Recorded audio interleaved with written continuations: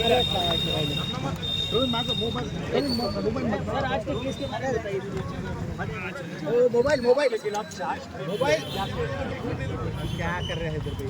जितने एग्जीक्यूट थे हम सब ने उसको साजिश को डिनाई किया।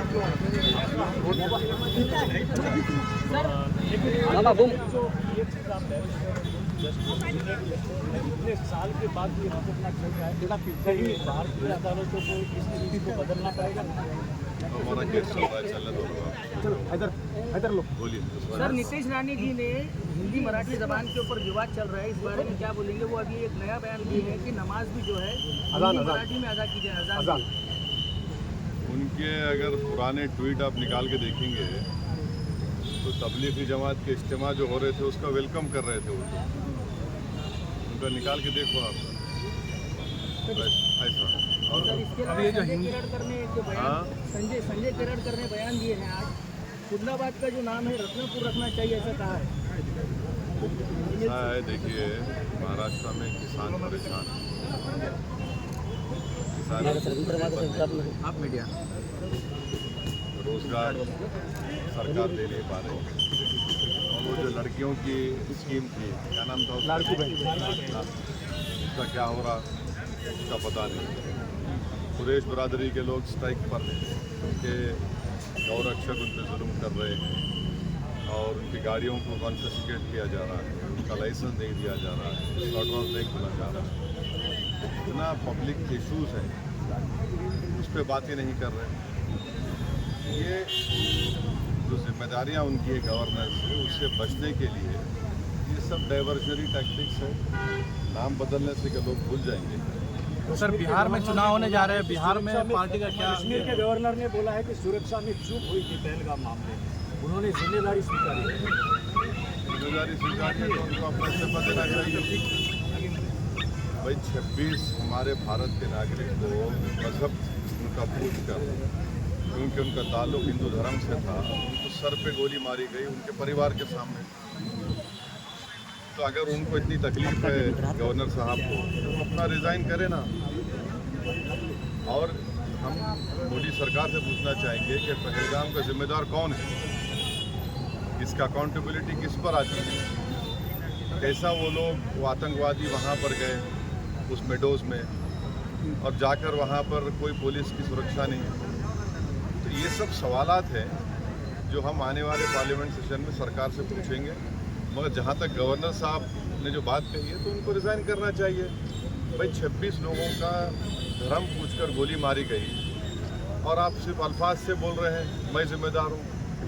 तो अंग्रेज़ी में कहावत है talk is cheap, you walk the talk. आप जो बोल रहे करो। फिर अब उनका टेन्योर ख़त्म हो गया, उनको अभी एक्सटेंशन मिलेगा नहीं मालूम, मगर आप अब बोल रहे हैं।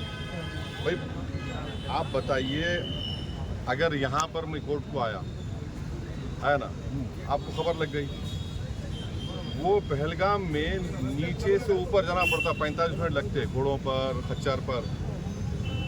एडमिनिस्ट्रेशन को नहीं मालूम होता है इतने लोग जा रहे आ रहे इतने दिन से। तो ये बराबर फेलियर हुआ है, सिक्योरिटी का फेलियर है। जो 26 हमारे हिंदू भाइयों को मारा गया वो सिक्योरिटी फेलियर है, उसका जवाब देना चाहिए सरकार। अभी अमरनाथ यात्रा चल रही है, उसमें एक भी हादसा अभी तक नहीं हुआ है। अच्छी बात है। क्यों हादसा होगा?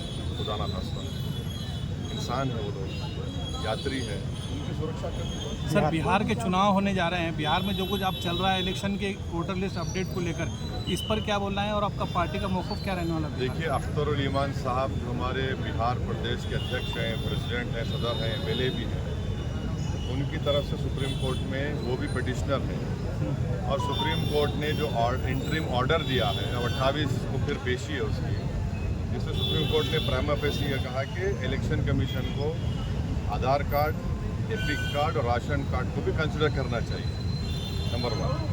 दूसरी बात जो आप लोगों को समझना चाहिए, 2019 में पार्लियामेंट में भारत सरकार ने इलेक्शन कमीशन तरफ से जो जवाब दिया उसमें कहा कि 2016, 2017, 2018 की वोटर लिस्ट में किसी भी फॉरेन नेशनल का नाम नहीं आया सिवाय तेलंगाना में 1, वेस्ट बंगाल में 1 और एक प्रदेश में 3 लोगों का।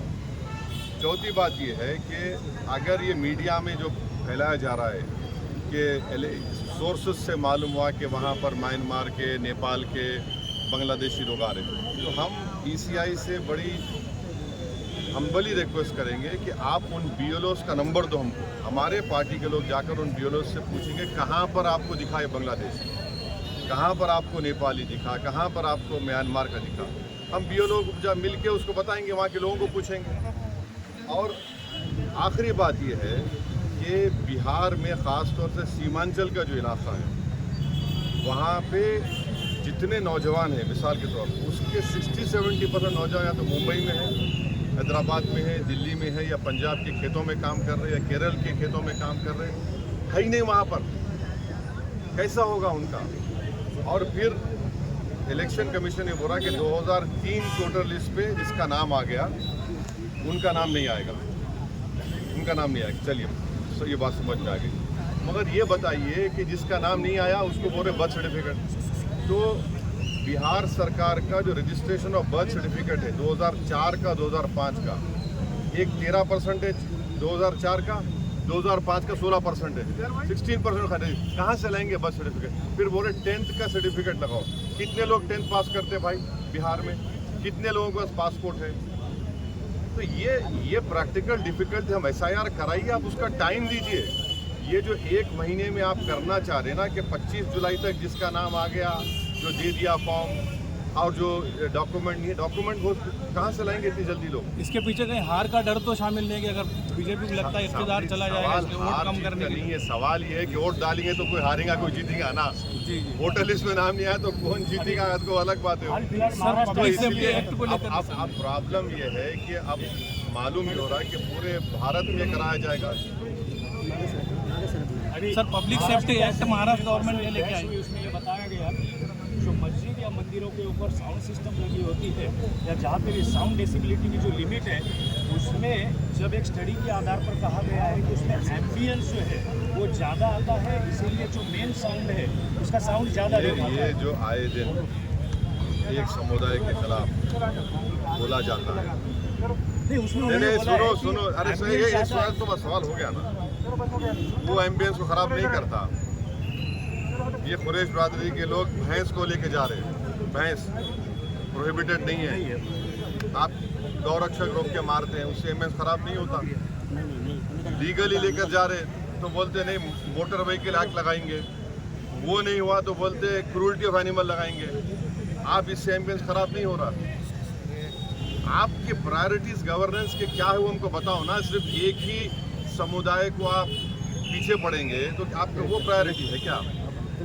विकसित भारत आप बोल रहे 2047 उससे ऐसा बनेगा विकसित भारत, ये देखना चाहिए सरकार। Sir, public safety act election के बारे में क्या तैयारी है, मजलिस की क्या मौकूफ है। आने वाले आने पूरे महाराष्ट्र में लोकल बॉडीज के चुनाव होने वाले हाँ, पूरी तैयारी चल रही है। आज भी हमारी मीटिंग हुई है, फिर मैं नांदेड़ पाऊंगा, मीटिंग करेंगे, तैयारी चल रही है। मुंबई महापालिका के बाद